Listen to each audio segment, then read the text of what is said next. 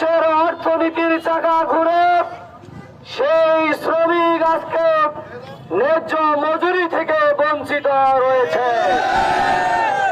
তাই আমরা বলবো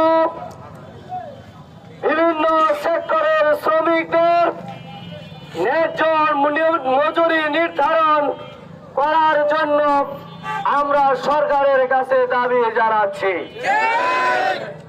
আজকে আমার শ্রমিকেরা কাজ করে অথচ তাদের চিকিৎসা সেবা তাদের জন্য আলাদা কোনো ব্যবস্থাপনা নেই, শ্রমিক কোনো হাসপাতাল নেই।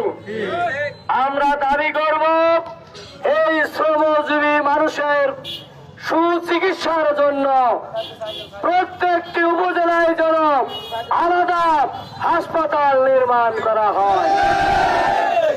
সংগ্রামী বন্ধুগণ, আজকে আমার শ্রমিকেরা কাজ করে অথচ এই শ্রমিকেরা তারা সঠিক নিরাপত্তা পায় না।